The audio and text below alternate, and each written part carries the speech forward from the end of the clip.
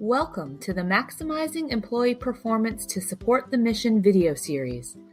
This is the third in a three-part series covering the details of performance improvement plans, or PIPs, including what happens prior to, during, and after the completion of a PIP.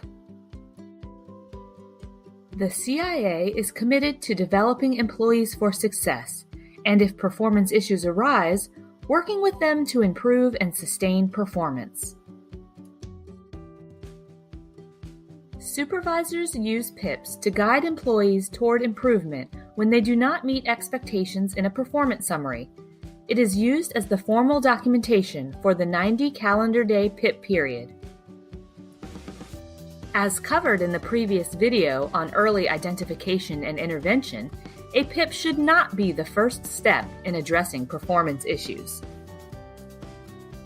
Prior to a PIP, a supervisor must have established key job expectations, or KJEs, and have had them entered in the Performance Appraisal System, or PAS, for at least 90 calendar days, provided performance coaching and feedback to the employee, and documented and shared the performance deficiencies with the employee. Begin a PIP by checking the Not Meeting Expectations box in the performance summary, which can be done at any time. There are several steps to guide supervisors through the PIP process. Step 1. Leverage resources and guidance. Step 2. Close performance summary as not meeting expectations, which generates a PIP.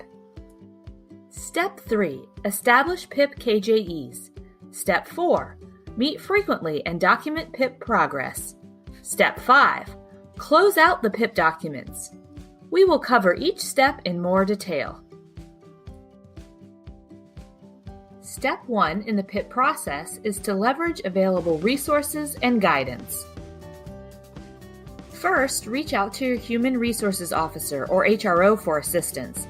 You may also contact the Talent Center's Performance Resources Staff, or PRS, who provides advice and guidance to supervisors and HROs on performance issues to include best practices before, during, and after the PIP process. The PIP webpage and a PIP slick sheet can be found on Employee Central, which can guide you through the process. You can also reference Agency Regulation 3-52, Performance Documentation, for more information. Step 2 in the PIP process involves the PIP being generated in PAS. If, after providing coaching and performance feedback, an employee is still not meeting expectations, the supervisor should notify the HRO and PRS in advance that a PIP is likely. The supervisor then marks not meeting expectations in the performance summary and fills out the PIP justification field. A PIP is automatically generated in PAS once the performance summary is closed, assuming the employee is staying in their current position.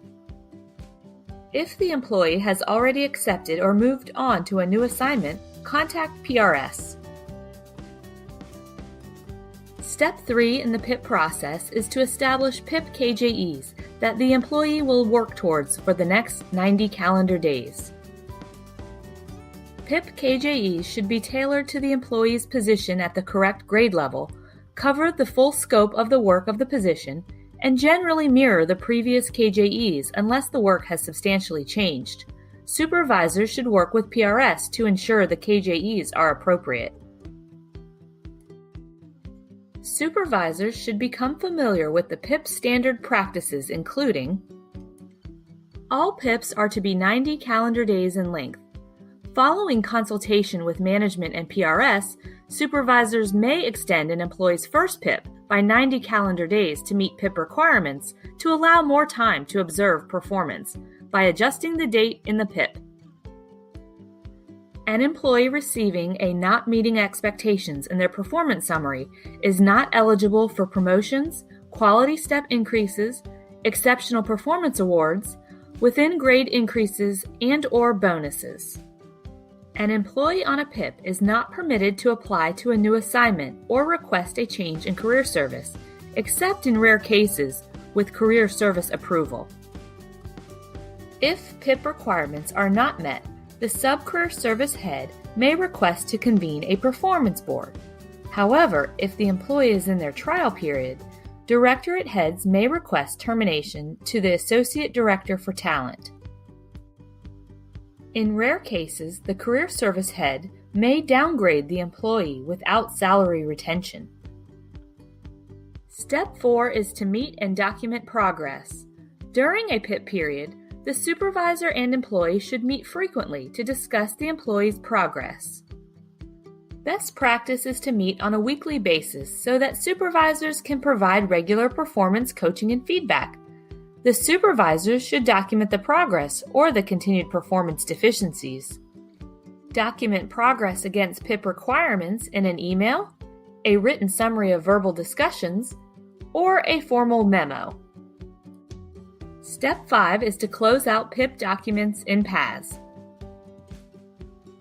At the end of the 90 calendar day PIP period, the supervisor assesses if the employee's performance meets expectations of their KJEs and performance competencies, closes out the PIP, and prepares the PIP closeout performance summary. If the employee has met PIP expectations, the supervisor initiates the closeout performance summary. The employee is now eligible for promotions, quality step increases, exceptional performance awards, within grade increases, and/or bonuses. If the employee has not met PIP expectations, then the supervisor marks the PIP closeout performance summary as not meeting expectations. Remember, if this is the first PIP, the supervisor may extend up to an additional 90 calendar days in consultation with management. The supervisor should coordinate with their HRO and PRS for discussion of appropriate next actions. The holds on promotions, quality step increases, exceptional performance awards, within grade increases, and/or bonuses will remain in place. For more information on PIPs, visit CIA link. Search terms such as PIP, PRS, Performance Summary, and KJEs. This concludes the 3-part video series on maximizing employee performance to support the mission. Please contact the Talent Center's Performance Resources staff by emailing PRS for questions or advice and guidance. Additionally, if you have not already, please watch videos 1 and 2 in the series, which provide you with a general overview as well as information on early identification and intervention when performance issues arise.